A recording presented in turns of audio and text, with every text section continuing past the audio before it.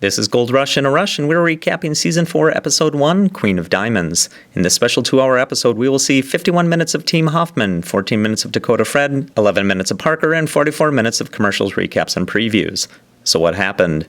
Parker gets a 100-ounce gold loan from his grandfather and buys Todd's little blue wash plant for another 100 ounces, then sets out into the Klondike to 300 acres of land called Scribner's Creek, provided by real miner Tony Beets.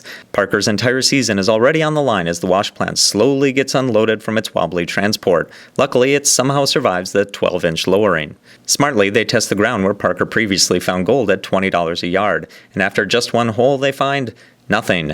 Same with the second hole and the third. Tony Beets takes 2 days to check the results, and all the while we get to watch Parker sawing trees. In the end, they only find traces of gold. What will Parker do? Risk it all.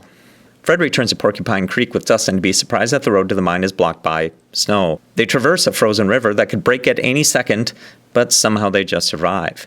They arrive at their camp to find it completely covered in snow, except for every single vehicle, which are somehow already cleared of snow and able to run, though Fred and Dustin have no fuel or tools to get them started. Discovering the road is impassable and short on time, they find a 50-year-old D8 dozer that has not run in 5 years. Impossibly, it starts within minutes, using mouth-to-mouth resuscitation.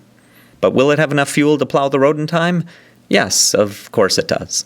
And just in time, here comes Melody with 2 new excavators, a new driver, and a new mechanic, a 5-person crew. And their goal? 320 ounces, double last year's take. Team Hoffman plans to head to Guyana, but can he convince his crew to take such a risk? The dramatic music starts, furrowed brows are rubbed, hands are wrung. Will they go? Without question. They would follow Todd anywhere. Todd commissions a new plant, Big Red, which is a $300,000 trommel, which has to be transported from Denver to Miami to the middle of the jungle in Guyana. Watch as South American substandard trucks haul their gear to their site. But will they be able to handle the load? Just barely. Apparently the entire season was on the line. Little could they expect that in the middle of the jungle the roads might be wet or hilly, and the bridge they needed to transport 23 tons across can only hold 10.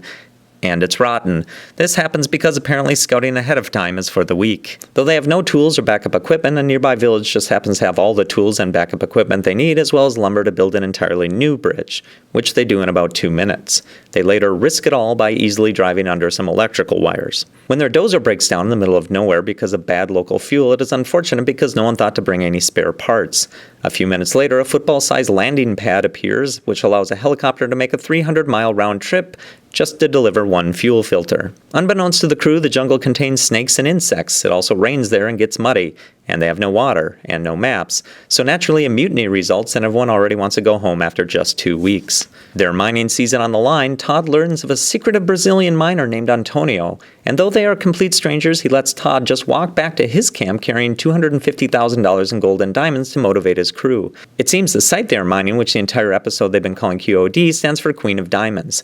By the end of season, Todd promises the entire crew will all be millionaires. Best lines. With great risk there comes great reward. Their mining season will be over. The edge of death. Their only hope. Something that's never been done before.